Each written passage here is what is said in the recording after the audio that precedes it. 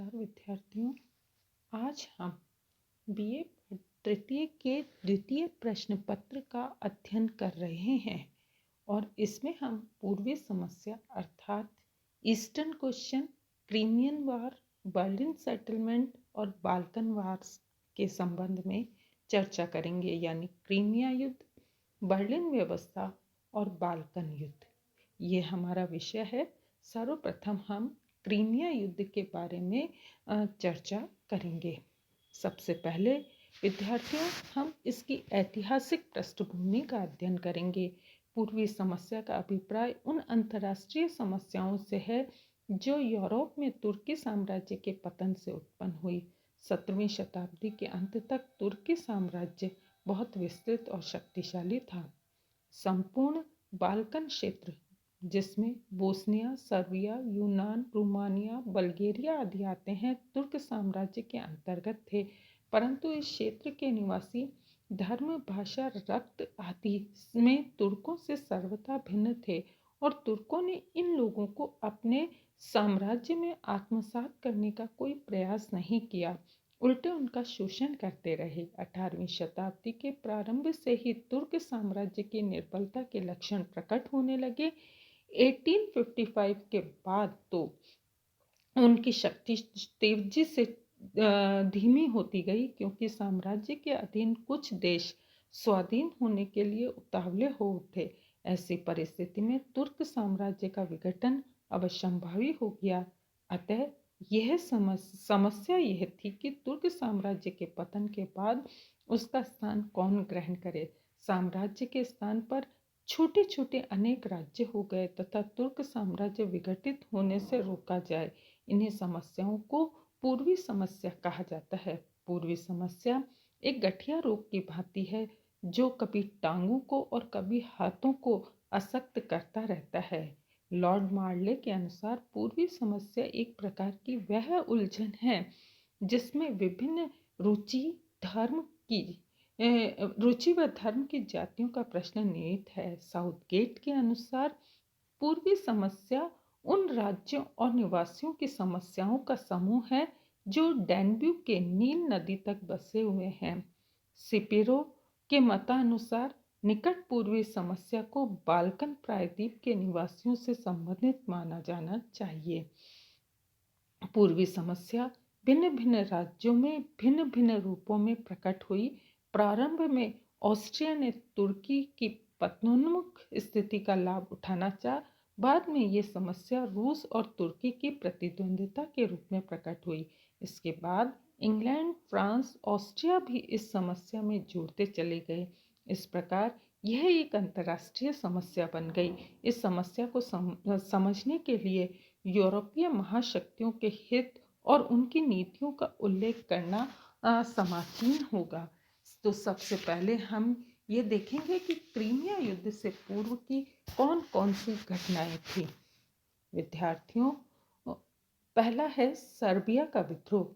Vienna Congress के पूर्व ही Balkan प्रायद्वीप में स्वतंत्रता संघर्ष शुरू हो चुका था। तुर्की साम्राज्य के विरुद्ध सर्वप्रथम 1804 में सर्बिया ने विद्रोह किया। विद्रोह का नेतृत्व काराजार ने किया।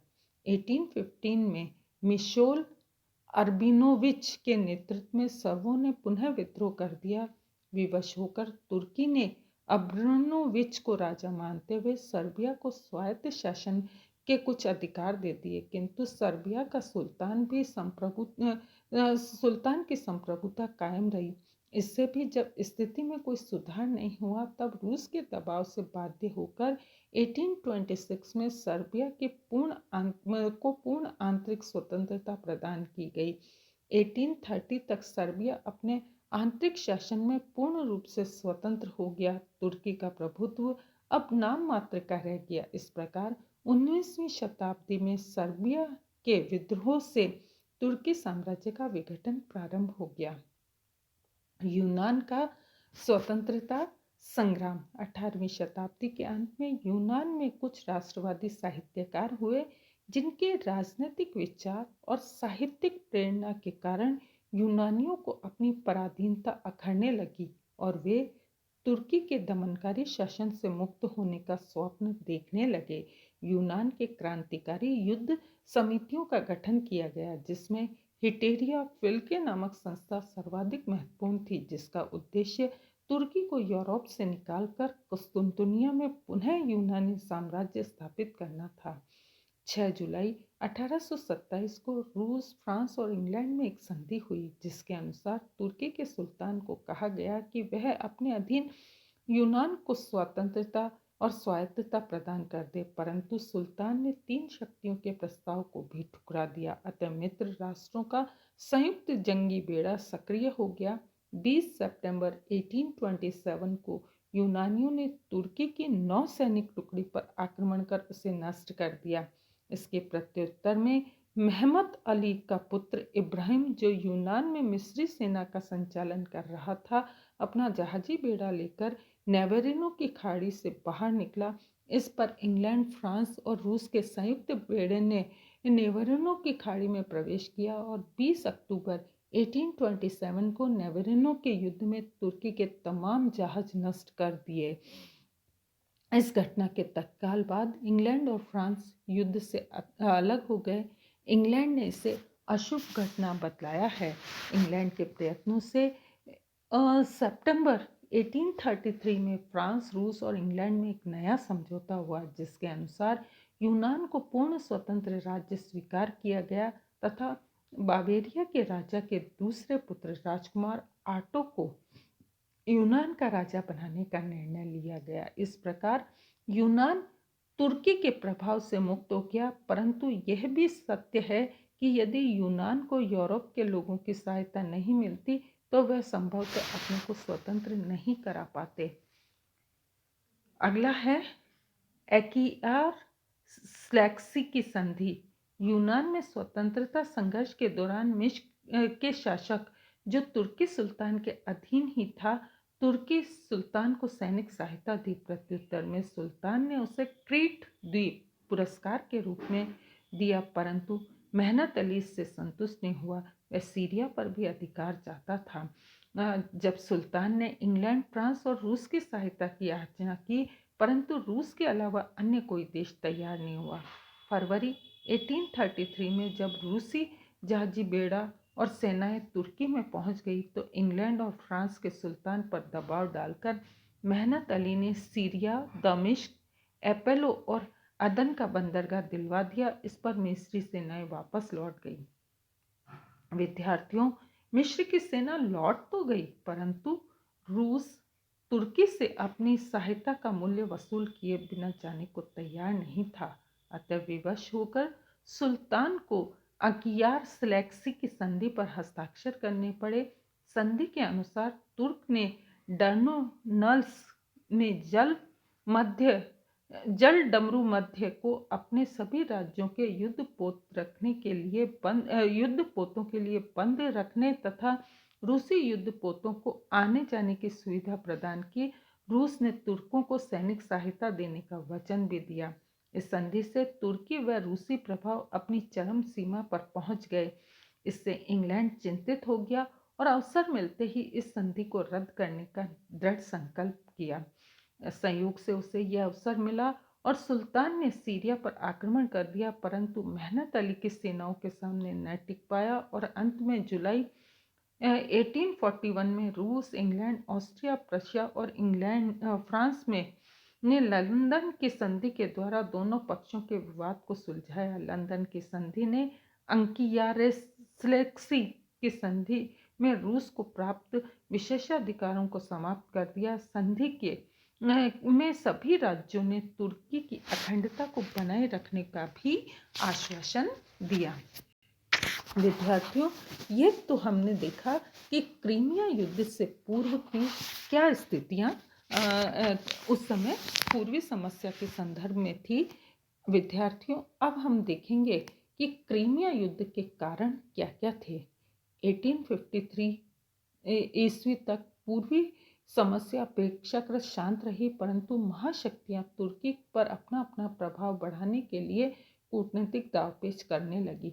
परिणाम स्वरूप 1854 में इतिहास प्रसिद्ध क्रीमिया का युद्ध भड़क उठा, जिसके प्रमुख कारण थे पहला, ईसाई तीर्थ स्थानों का प्रश्न। फिलिस्तीन में स्थित जेरूसलम के पवित्र स्थान तुर्की साम्राज्य में थे। इन पवित्र स्थानों में सदियों से ग्रीक चर्च के सन्यासी रहते थे।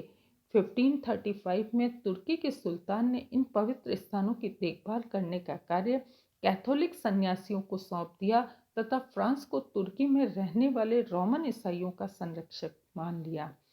1789 को फ्रांसीसी क्रांति के बाद फ्रांस ने इन पवित्र स्थानों में रुचि लेना बंद कर दिया। फलतः इन पवित्र स्थानों पर ग्रीक सन्यासियों का अधिकार हो गया।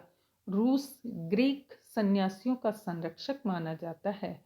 1848 की फ्रांसीसी क्रांति के बाद नेपोलियन थर्ड फ्रांस का राष्ट्रपति बन गया। वह अपनी स्थिति को सुदृढ़ करने के लिए फ्रांस के कैथोलिकों को प्रसन्न करना चाहता था। अतः विद्यार्थियों 1850 में उसने तुर्की के सुल्तान से मांग की कि वह कैथोलिक सन्यासियों के प्राचीन अधिकार उन्हें वापस लौटा दे। इस पर रूस के जार ने तुर्की के सुल्तान को यथास्थिति बनाए रखने को कहा। तुर्की के सुल्तान ने व्यावहारिक रूप से फ्रांस की मांग को स्वीकार कर लिया।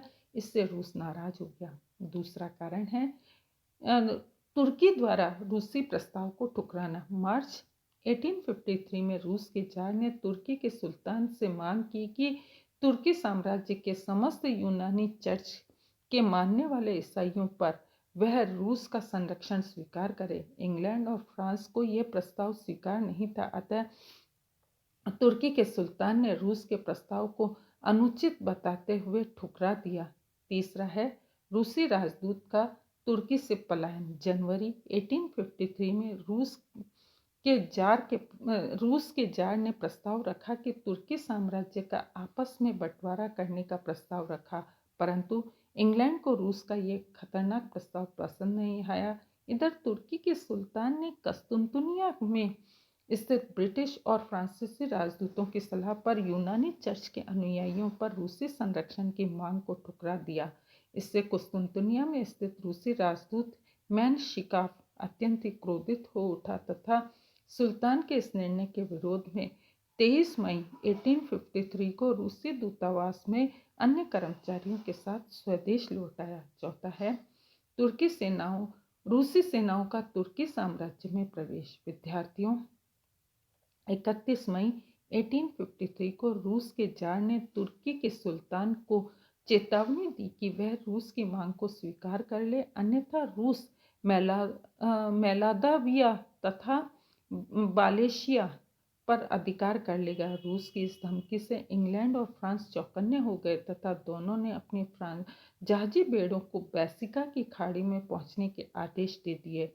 इससे प्रोत्साहित होकर तुर्की के सुल्तान ने रूस की मांगों को पुनः ठुकरा दिया। अतः 21 जुलाई 1853 को रूस की सेना ने मेलादिविया तथा बालेशिया पर अधिकार कर लिया।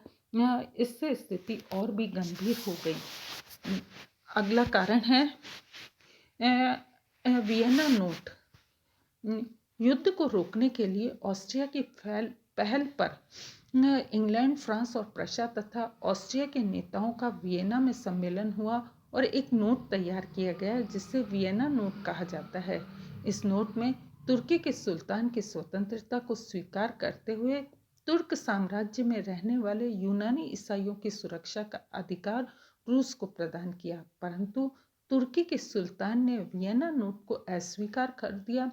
फलतः रूस और टर्की के बीच युद्ध अवश्यंभावी हो गया। इति नमस्कार।